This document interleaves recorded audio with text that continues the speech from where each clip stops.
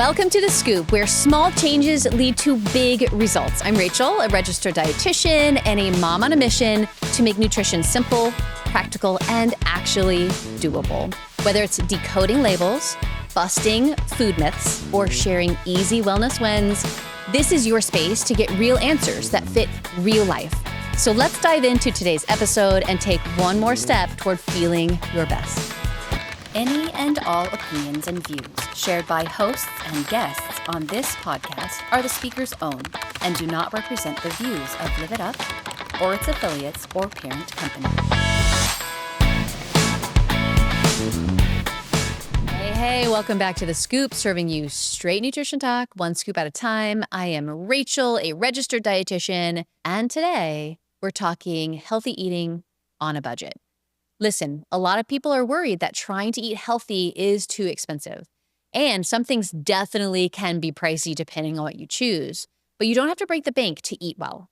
There are many ways to help stay within a budget and get nutrient-rich foods. So I'm going to touch on how to save money both with grocery shopping tips as well as at-home tips. It's time to brush off your meal planning and savvy shopper skills, friends. Let's dig in. Let's start with the at-home tips.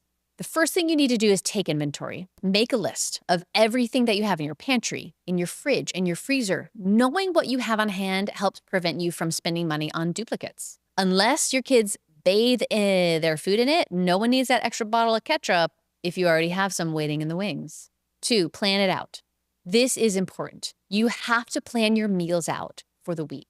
It can still be flexible, as in you can have different meals that you're going to make, but you can swap them out on different days or swap out different proteins or different veggies depending on how you feel. But the bottom line is that cooking at home will save you money as compared to last minute ordering out. But if you don't have the ingredients, then you can't cook at home. And to get even more miles out of these meals, here are 2 additional tips. 1, double or triple batch your meals as part of your prep.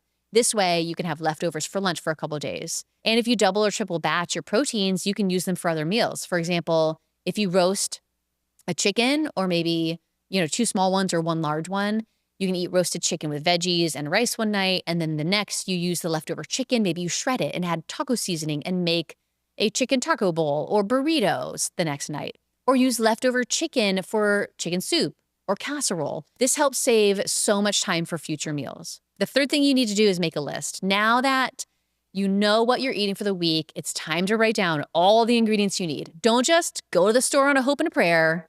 You have to go on a mission. Write down what ingredients you need for each recipe or meal. Think about what snacks you'll need to have on hand. Think about breakfasts and lunches. If your goal is to save money, that means coffee from home, bringing lunch and snacks to work, making your dinners. So don't just leave your planning to the dinner meal. What else will you be having and making to help reduce how often you're eating out? And 2 things before you go to the store. 1, make sure to clip any coupons that you can use. Every little bit counts when you're on a budget. And 2, eat a meal or have a snack. If you go while you're hungry, it is much more likely that you'll buy things you just don't need. And usually these are foods that aren't really that healthy anyway. Let's get into the grocery store tips. The most important one is stick to your list. Don't let all those extras sneak into your basket. I see those grubby hands sneaking little added snacks and sweets to the cart. Put it back, I'm watching you. 2, if you're really intent on saving money, it's important to buy minimally processed foods. The less processing that goes into something, the less it will likely cost. For example, get that big block of cheese rather than the cheese slices or shreds. Canned beans are less expensive than refried beans. Dry beans are even cheaper, but they do take a lot more time to cook, so keep that in mind. Also, plain rolled oats are going to be less expensive than the flavored single package oats. In fact, big bags of whole grains are much less expensive than the boxed flavored rices, for example. And whole grains are a great thing to add to your meals. Brown rice, barley, millet, quinoa, wheat berries, these are full of nutrition and help to round out your meal. Make a big batch, keep it in the refrigerator, use it throughout the week. Remember, not all carbs are evil. The third thing you want to do is compare the brands. Often generic brands are made by big name companies and just white labeled. These are much less expensive and often taste just as good, but just to be sure, read the ingredient list and make sure you're not getting something that's much lower quality. The best way to compare brand prices is to actually look at that unit price on the shelf sticker. It's near the price, it's usually in the corner, and it tells you how much something costs per ounce. This is great because different brand foods may come in different size containers.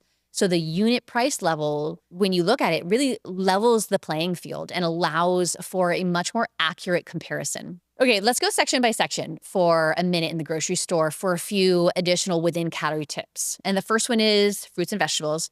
How can you get more of these without the cost going up too much? Shop in season. Seasonal produce are less expensive because they're more abundant and they're likely not traveling as far to get to you. Second, go to farmers market. Farmers markets they typically have incredible prices on veggies and fruits. Also, if you go later in the day when they're about to close, vendors often mark down their prices to get rid of more of the produce before they leave.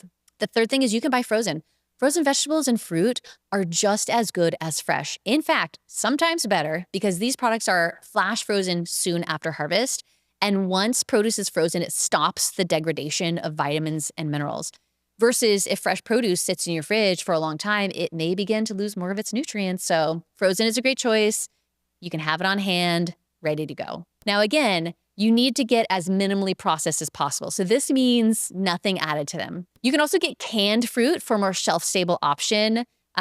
Just make sure it's canned in water or its own juice and not in syrup. That's going to give you a healthier option.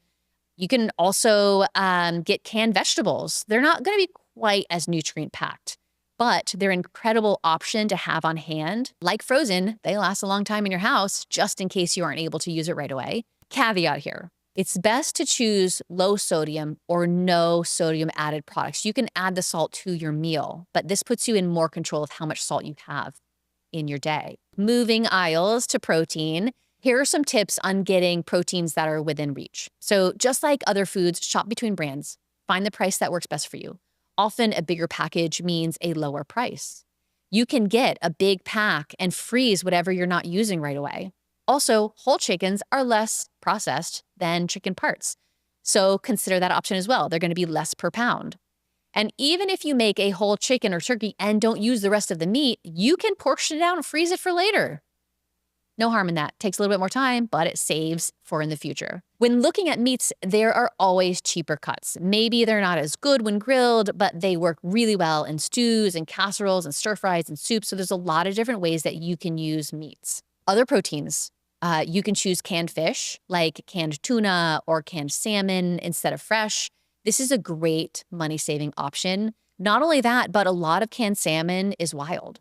So that's also super money-saving considering that fresh wild salmon is often much more pricey. The other thing that you can do to save money is having a meatless Monday or a flexible day within your week. It doesn't have to be completely meatless, but maybe one meal, like the dinner meal, is. Meat and poultry can be expensive, but beans and lentils are incredibly affordable and they still are very packed with nutrition. Beans and rice together make a complete protein in terms of the amino acids. Beans and lentils are rich in fiber, vitamins and minerals, antioxidants.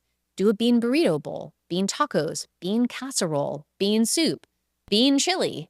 Bean options abound. It's a lot of beans. So the final thing I'm going to talk about is consider minimizing the ultra-processed snack foods and beverages that you buy.